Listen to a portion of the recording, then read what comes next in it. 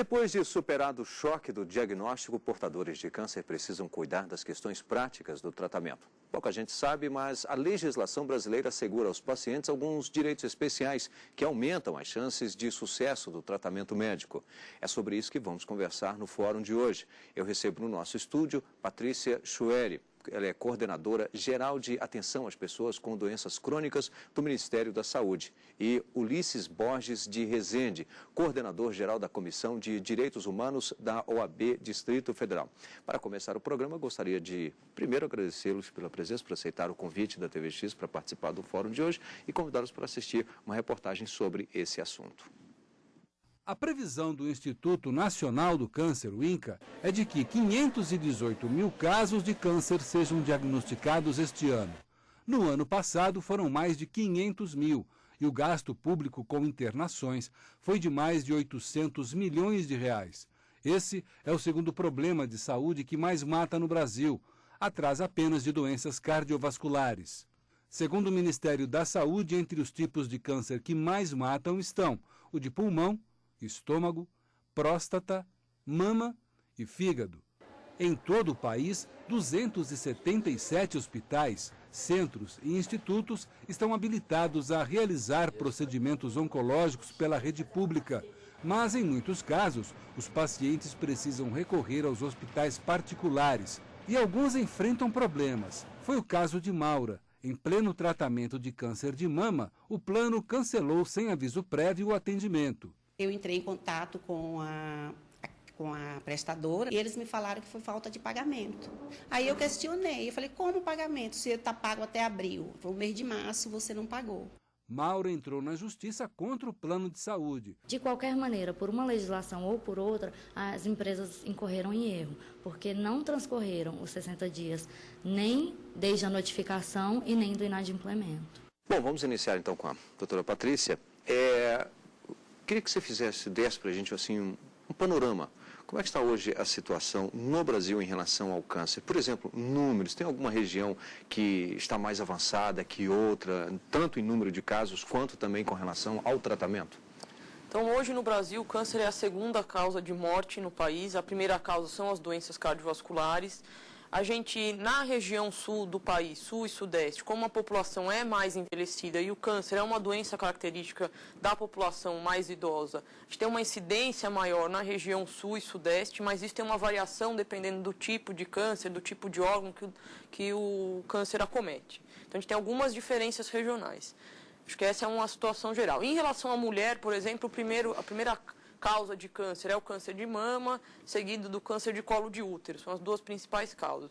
E em relação ao homem, a gente tem então o câncer de próstata e o câncer de pulmão. Em relação aos dois sexos, em terceiro, a gente já tem o câncer de colo e de intestino, que são cânceres que têm aumentado a acidez, tem uma relação grande com a questão da idade. Acho que esse é um panorama geral de como está a situação epidemiológica do câncer no país. Aí, nesse caso, por exemplo, as regiões que têm um desenvolvimento maior no sentido de tratamento, região sul e sudeste também. Então, hoje no Brasil a gente tem habilitados 277 complexos de tratamento oncológico, são formados por 281 serviços, o complexo pode ter união de 2 serviços. Eles estão mais presentes na região sul e sudeste. A gente tem avançado para abrir novos na região norte, nordeste, na região centro-oeste. Estão num número bom, se a gente fizer um serviço comparado com o número de população que tem na região centro-oeste, mas há uma concentração na região sul e sudeste. Isso é um desafio para o país, eu acho que não só na área da saúde, como nas outras áreas. Em detrimento disso, acaba assim havendo uma migração de pessoas com o câncer para outros estados, apenas pelo tratamento, por exemplo? Não sei se chega a ser uma migração de mudar de local de moradia, mas a gente trabalha com a regulação, que é uma questão da saúde, que é a gente regular a necessidade de acesso, de exames e de tratamento. Então, quando um estado não oferece, a gente regula esse acesso para outro estado que oferta o serviço. Então, isso acontece, do paciente ir tratar em outro estado. Semelhante com a fila de transplante. Nem todos os estados oferecem transplante de todos os tipos de órgão. Então, eles entram na fila para ir realizar em outro estado, semelhante ao tratamento do câncer. Doutor Ulisses, nesses casos, por exemplo, onde a pessoa acaba saindo, e aí até o exemplo que ela citou, não necessariamente uma mudança mesmo, né? Mas indo para um outro estado para poder fazer uma outra cidade que seja, nesses casos, a legislação prevê uma ajuda, por exemplo, até com estadia ou mesmo com o transporte, caso no estado, né, fica oneroso. Eu acho que a própria doença, quando ela vem, já traz uma questão financeira muito grande. Não, sem dúvida, né? Bom, em relação às despesas em si que a pessoa vai ter, eu não tenho conhecimento de previsão na legislação em si. Agora, nos contratos em planos de saúde, sim. Aí você encontra situações que justifiquem esse deslocamento pagos pelo próprio plano de saúde. Quais os outros direitos que a legislação prevê com relação à pessoa que tem o câncer? Por exemplo, vamos supor que um trabalhador ele descobre de repente que tem câncer. Quais os procedimentos e quais os direitos que ele tem? Bom, nós temos assim direitos já até tradicionais nesse sentido, né, que é o auxílio-doença e depois a própria aposentadoria em razão do câncer. Embora o câncer ele tem assim uma variedade muito grande de tipos de câncer, né? Então tem situações que não se recomenda a aposentadoria pelo fato da pessoa ter condição de continuar com a sua atividade laborativa e enfrentar a doença sem maior problema. Outros casos não, já a agressividade da doença é tão grande que a pessoa tem que ser aposentada imediatamente, né? Agora, mais recentemente, nós tivemos o início da vigência da Lei 12.732, ela ficou 6 meses aguardando para sua aplicação, né, o período de vacatio legis. Então, essa é uma novidade real, efetiva, que é o direito, né, como direito subjetivo, depois de detectado o diagnóstico, de haver o início do tratamento no prazo máximo de até 60 dias. Esse início do tratamento significa a intervenção cirúrgica, se for o caso, ou quimioterapia ou radioterapia, que as 3 situações são extremamente onerosas, né, e o SUS ele tem a obrigação de atender essas pessoas com essa agilidade que a lei está indicando. Isso é a legislação, nesse caso, a exigência é apenas para o tratamento no SUS ou também na rede privada?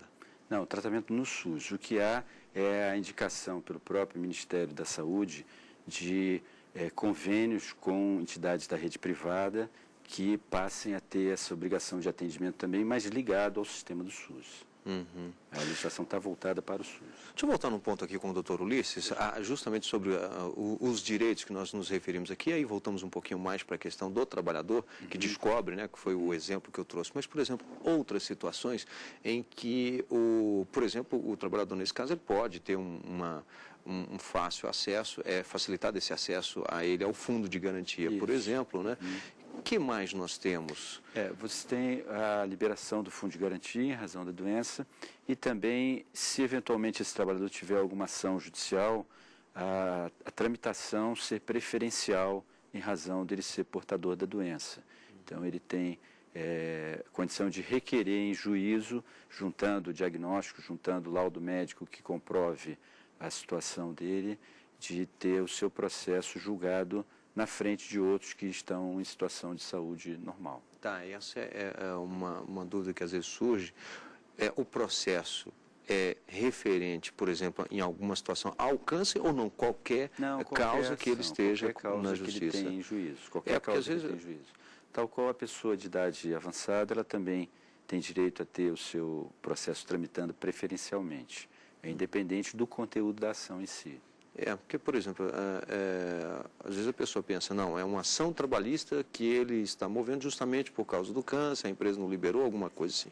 E aí, claro, teria esse direito, fica essa dúvida. Então, é para qualquer ação.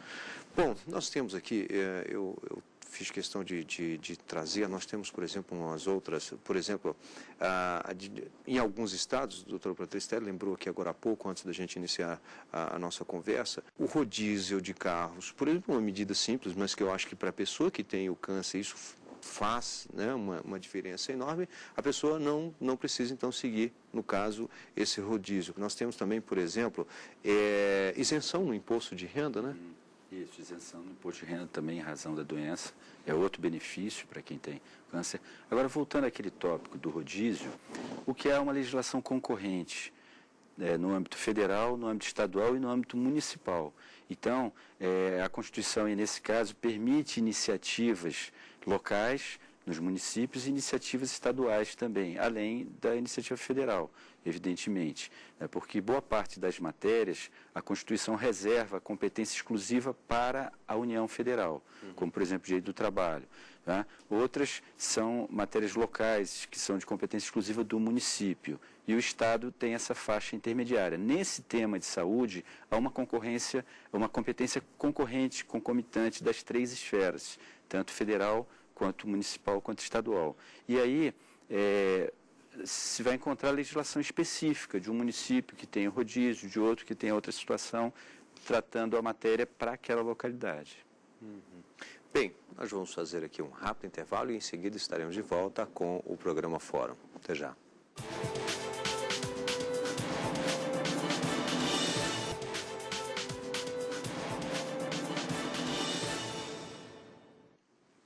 Estamos de volta com o programa Fórum, hoje falando sobre os direitos que a pessoa tem, infelizmente, quando descobre aí que tem o câncer.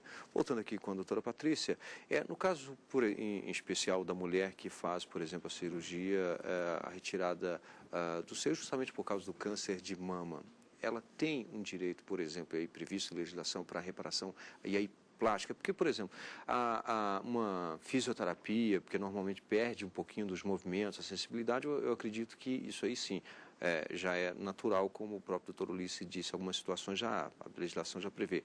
Mas, em especial, a cirurgia plástica tem uma previsão? Sim, então tem legislação específica, a mulher tem um direito para a cirurgia plástica reparadora de mama, só vai ter uma variação no momento que essa cirurgia vai ser feita. Ela pode ser feita no mesmo ato cirúrgico da retirada da mama, mas isso vai depender das condições clínicas do paciente, de outras doenças que ele possa ter, da estabilidade, como foi a cirurgia. Ou eu posso programar isso para fazer num segundo momento, conforme a estabilização e a evolução do paciente. Mas tem garantia de fazer a cirurgia. Em geral, pacientes mais velhas não optam por fazer a cirurgia plástica reparadora, preferem usar uma prótese no sutiã, uma outra coisa. Então, também tem uma decisão de cada pessoa, de cada paciente. Né? Nesses casos, com relação à idade, a família pode interferir ou não? Depende do grau de capacidade da pessoa. Se ela tiver com a sua plena capacidade mental, ela é que tem que tomar a decisão, e não a família. Pode ouvir a família, evidentemente, conversar, mas como é uma intervenção da família só se ela não estiver apta para a prática dos atos da vida civil. Doutor Ulisses, é comum, né? A doutora Patrícia também acho que pode reforçar essa questão, é comum as pessoas acabarem recorrendo ao judiciário para terem direito ao tratamento de câncer. Em alguns casos até mesmo, por exemplo, não só apenas o tratamento laboratorial, ou seja, nos hospitais, mas também até com relação a medicamentos. E volta e meia as decisões dizem, olha, o plano de saúde sim tem que cobrir. Mas não fica uma sobrecarga para o SUS, não, doutora Patrícia, justamente desse. Eu acho que a questão da judicialização é uma questão que está dada na saúde, na área da oncologia, ela acontece, mas a gente tem como relativizar isso. Né? O Ministério ele vem trabalhando para a compra de medicamentos de ponta centralizada, porque a maioria dos medicamentos de uso mais comum na oncologia, a compra é do gestor estadual ou municipal, então o prestador do serviço que compra o medicamento, a gente financia mais a compra. Agora, alguns medicamentos que o preço está muito alto, então o Ministério faz uma compra centralizada, porque a gente consegue ter uma queda importante do preço, porque a gente compra um volume muito grande e distribui para os prestadores, para estados e municípios. Então, a gente tem caminhado nesse sentido para diminuir alguns processos de judicialização e incorporação de medicamentos novos importantes. Mas, por outro lado, nem sempre a judicialização está baseada em definições médicas com rigor científico. Né, e você tem comprovação científica de aquela medicação, aquele tratamento realmente vai trazer um benefício para o paciente. A gente sabe do poder da indústria farmacêutica, da relação da indústria farmacêutica com os profissionais de saúde e o quanto isso influencia na judicialização ou não. Então, nem tudo que é um direito mas não necessariamente é o melhor para aquela pessoa. Então, é por isso que a gente tem avançado em realizar protocolos clínicos federais relacionados ao câncer, baseado nas principais evidências científicas na área da saúde. A gente tem avançado nesse sentido. Isso olhando mais no aspecto do SUS. Por um outro lado, a gente tem avançado em algumas regulamentações com a ANS, aí olhando os planos privados de saúde, da obrigação da ANS de ofertar alguns tratamentos relacionados ao câncer que não eram ofertados. Por exemplo, hoje já existem medicamentos hormonais ou quimioterápicos que são dados via oral, eu não preciso fazer o tratamento no hospital. E agora a gente ampliou o número desses medicamentos, que é a obrigação das empresas privadas de planos de saúde de ofertar para o seu paciente. Porque isso em alguns momentos sobrecarregava o Sistema Único de Saúde. Você fala da resolução da ANS, se não me engano é uma resolução, não é isso? Que vale a partir de janeiro de 2014. Isso. Na verdade, então, porque os planos de saúde precisam se adaptar para algumas coisas, né? Na verdade, a ANS, ela volta e meia faz uma espécie de atualização, né, trazendo aí um rol de procedimentos, medicamentos que devem ser seguidos, orientações, e nesse caso a legislação prevê que para partir, o que diz exatamente essa parte? Então, essa nova resolução da ANS, ela aumenta o número de medicamentos que a operadora deve ofertar para o paciente com câncer. Se não me engano, para 36, 34, né? se eu não me engano. Mas são medicamentos produzidos no Brasil, não? Agora é difícil eu te falar isso, Rimac. Acredito que a grande maioria deles, sim. Eu não posso dizer que 100% desses 34 são produzidos no Brasil. Doutor Ulisses, nesses casos, por exemplo, vem com essa resolução, essa determinação para a partir de janeiro, os planos, tá. Mas não está previsto no contrato meu lá no meu plano de saúde. Como é que faz? Bom, essa é a questão que acaba trazendo uma judicialização muito grande, né? Os planos de saúde têm uma tendência a cumprir à risca o contrato.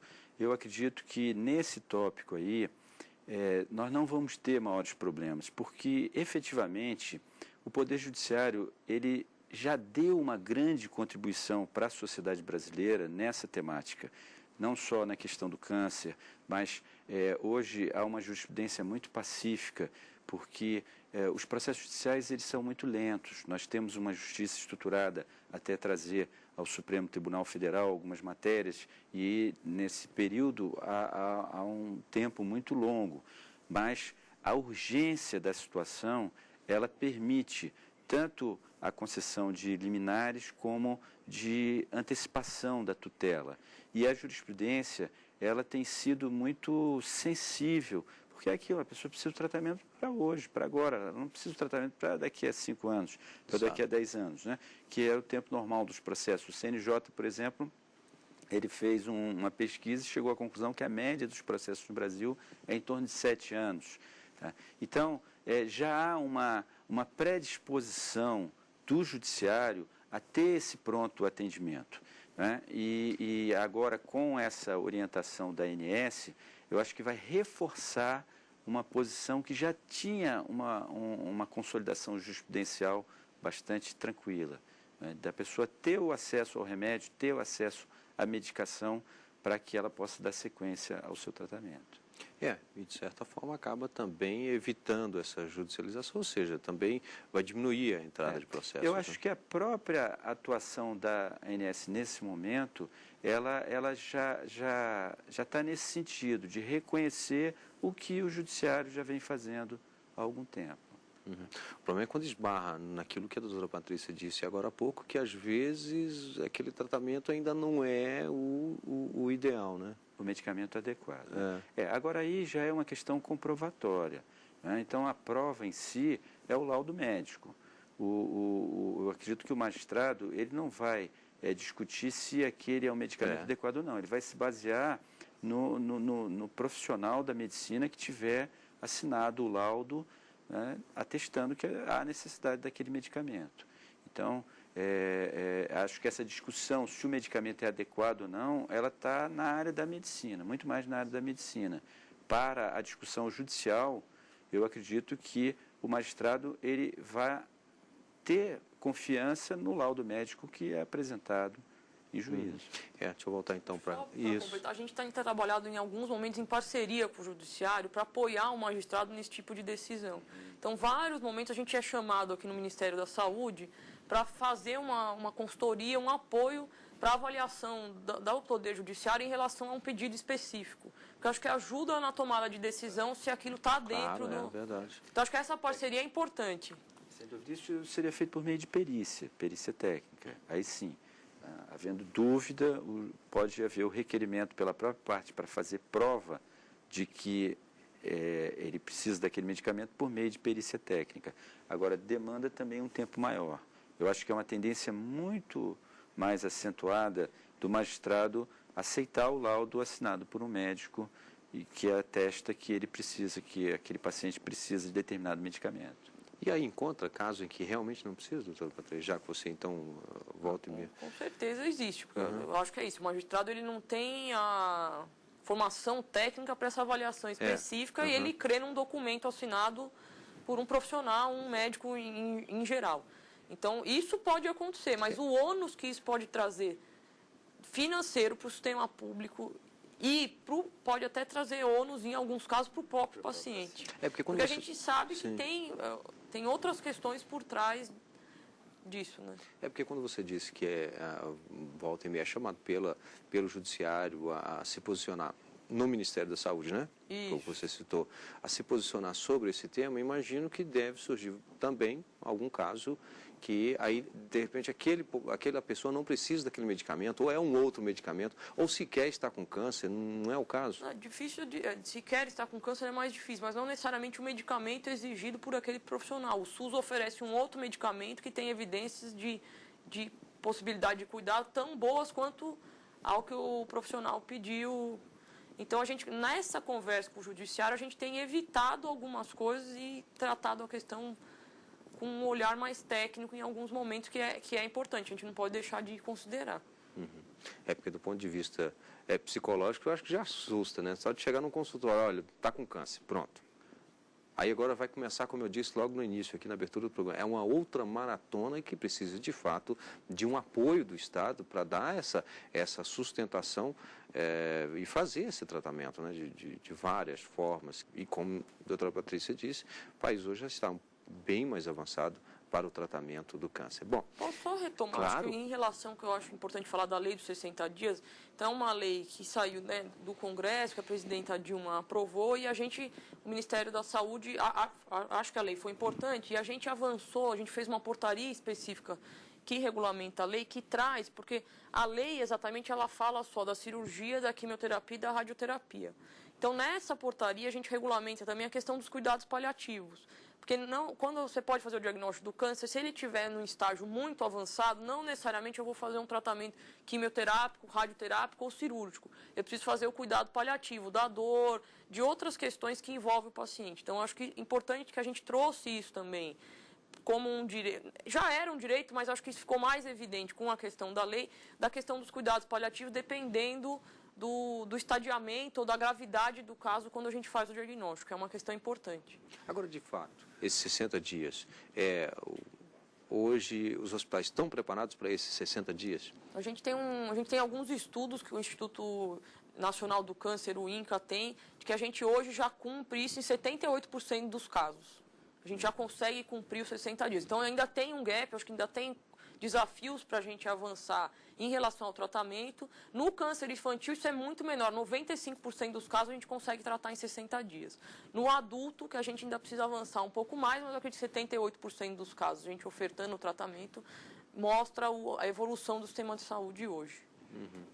Bem, eu tive aqui a satisfação de conversar com o Dr. Ulisses Borges, ele que é coordenador geral da Comissão de Direitos Humanos da Ordem dos Advogados do Brasil, a seccional do Distrito Federal, e também com a doutora Patrícia Chueri, ela que é coordenadora geral de atenção às pessoas com doenças crônicas do Ministério da Saúde. Quero aqui agradecê-los pela presença e lembro que o programa está disponível na internet no endereço www.tvjustiça.jus.br e você também pode enviar uma sugestão à nossa equipe aqui para o programa Fórum. Endereço forum@stf.jus.br. Obrigado e a semana que vem tem mais. Até lá. Brasil.